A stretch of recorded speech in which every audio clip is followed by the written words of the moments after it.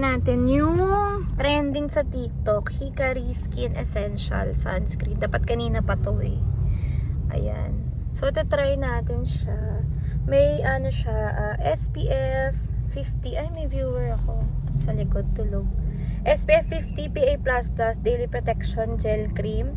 Ang ganda daw ng coverage nito. So, dalawa yung i-review ko. Pero ito muna yung una. Si Hikari, nakita ko lang siya sa TikTok.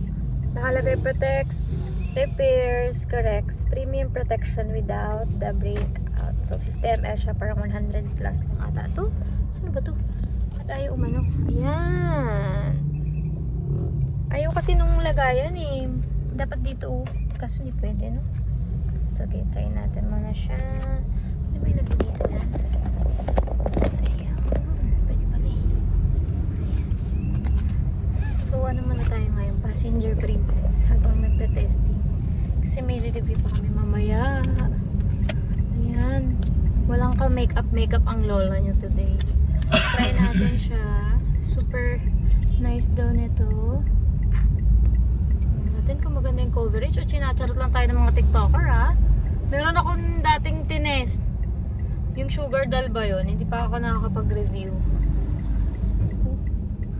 Sobrang puti ata. Ayan. Oh, dito na tayo sa drive-thru. Sige, mag-drive-thru ka ng pepper cream at saka nung Some pepper cream tomato. and 1 tomato. Okay.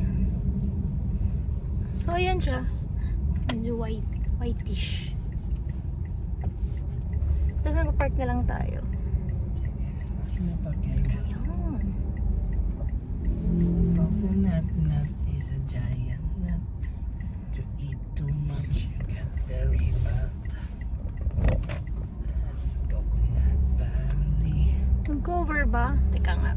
Lapit natin yung ano. Kasi parang Pepper cream and against tomato. the light. Kineme. Uy, parang ganda ng ano nito ha. Parang glowing lang. Sabi kasi nila, itong sunscreen daw na to is pag ginamit mo siya, no need to use makeup na paglalabas ka. So, ayun.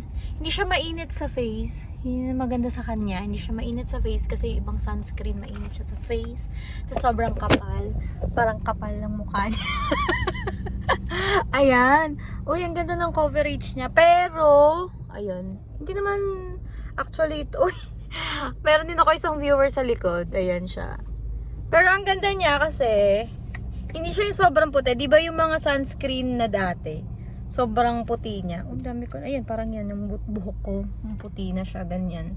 Ayan lang siya. Parang natural look lang siya. Ayan. Tingnan lang natin. Pero hindi siya masyadong ano. Parang hindi siya naman BB cream. Ano lang siya. Parang bakit sa kanila ang ganda nung sunscreen? Hindi ko alam kung eme lang ba yun. Ganyan. Oh. Pero yan lang yung effect niya dun sa face ko. Hindi siya mainit sa mukha.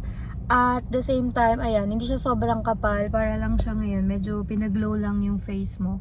At saka parang ma-white-white siya. Ganon. Hindi siya yung parang iba na mga tinted. Ganon. Hindi ko matandaan kung ito yung sinabi nila na parang tinted.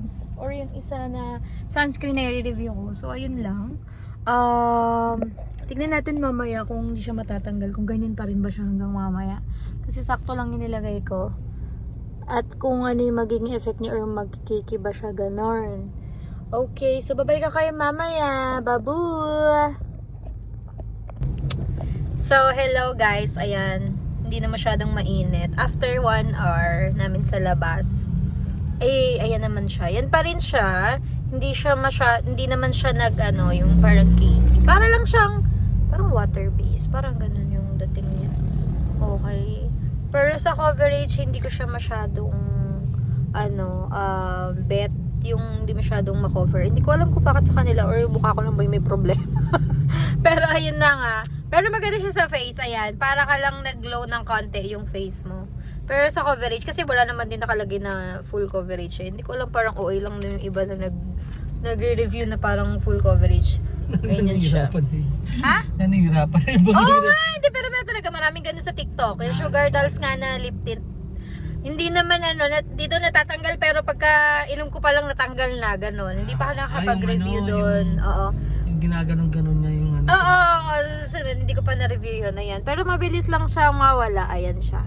So, ayan. May tanong lang ako bago natin tapusin tong review na to.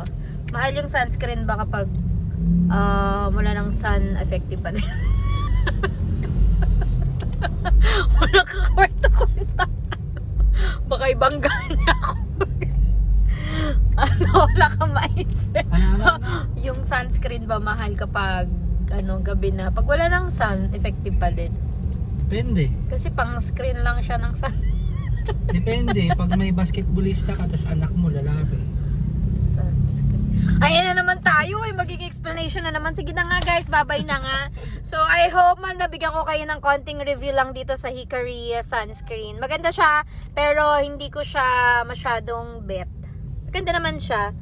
Ayun, hindi lang siya katulad ng glow ng skin, hindi pala nag-glow. Hindi lang siya masyadong coverage. Wala naman nakalagay, pero ayun. Okay lang yung masyado, yung iba parang napansin ko. Pero maganda yung sunscreen din for its price. So ayun na nga guys, please don't forget to like, comment, and subscribe sa ating channel. Pati na rin sa kanya. Bye!